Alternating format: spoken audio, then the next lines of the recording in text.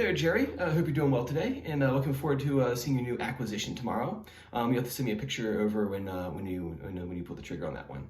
So cool, video lesson for today. So you have 3 things I want to talk about. I'll go right down the list. Do you have any questions about any of it at the end? Feel free to shoot me over a message, or if you want me to look at anything, more than happy to do that too.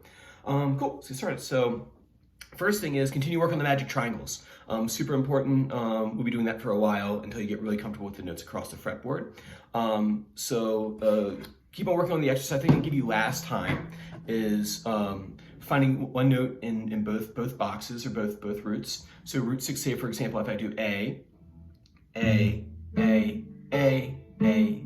It's really important to say that out loud while you do it. That way you remember kind of what you're doing, otherwise it ends up just being a finger exercise. You stop kind of thinking about what note you're playing.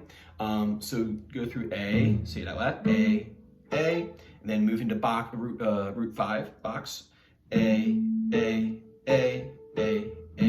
Putting that metronome on maybe about 45 and kind of keeping it nice and even. If you find that's getting easy, you can bump up that tempo a little bit if you want to, but you can try different ways of connecting the boxes or the triangles. So A, come down the other one, and then make it a circle. A, like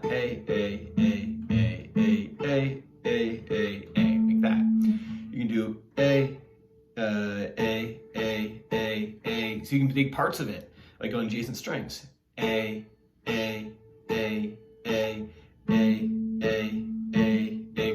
Any possible way you can think of combining and mixing and matching the 2 triangles will be a really good exercise. And then also too, doing the string bending where you play A, putting that in your looper, and then trying to bend up to that note and for pitch accuracy.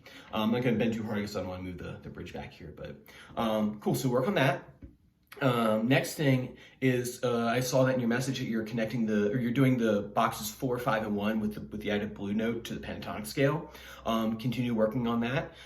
If everything's going good with that, next time we'll go ahead and add another box in there, but get really comfortable with boxes 4, 5, and 1 before we move on with that. I have an exercise you can do with it too, is a 2-string exercise. So what I'm going to do is I'm going to start in box, and this is in the tab right here too, so I'll send it over as well in the email. So you start with 7 and 10 in box 4. So box 4, 7, 10, 7, 10, shift up to 12. And then now you're in box 5. So in box 4, shift into box 5, and then 8, 9, 12. 9, 12, we're still in box 4 because we have that extra blue note here. Right, so you have 7, 10, 7, 10, shift into box 5, 12, 8 with the blue notes, right? 9, 12, 9, 12 on the 3rd string, and then you're going to shift up to 14. Now we're on box 1. We're on the 3rd string, we're shifting to 14. Now we're in box 1, 12, 15, 12, 15. So all together, real slow. Box 4, shift into box 5. Shift into box 1.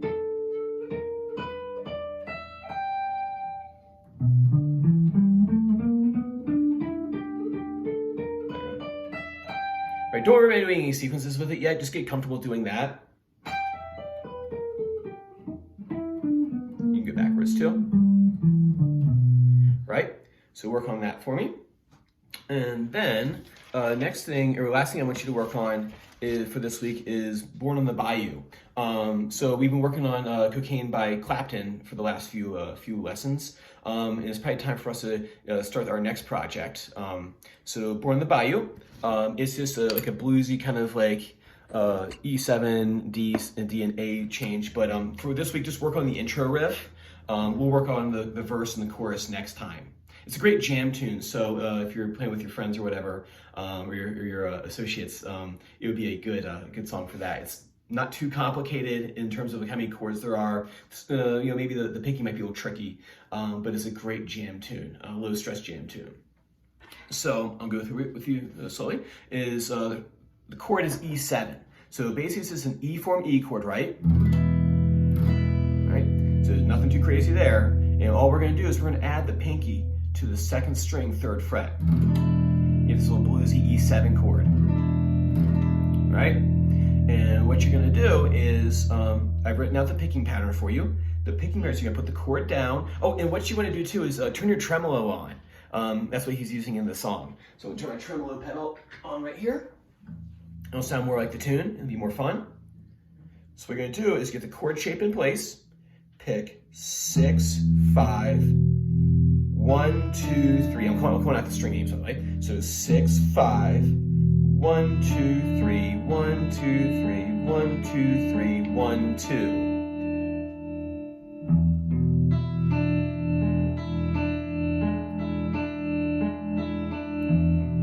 There's little variations that you can do on it that he does in the recording. He might be like sliding up to this one, up to that shape right there. We'll talk about that shape later. Let's just get this one down first so that we can do a couple E7s across the fretboard.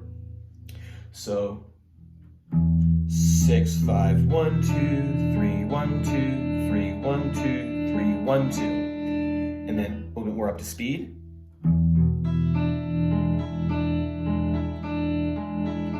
And it starts right back over again. So as soon as he's done that last 1, 2, you're right back on that 6th string again.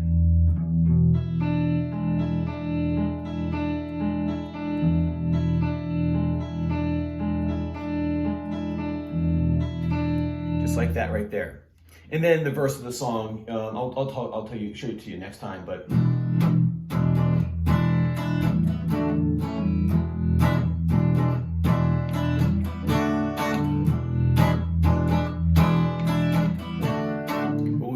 Next week though. Cool, man. So if you want to send me over a video of you playing through any of that or any questions for me or anything along those lines, feel free to do so. And I will see you same time next time. Take care.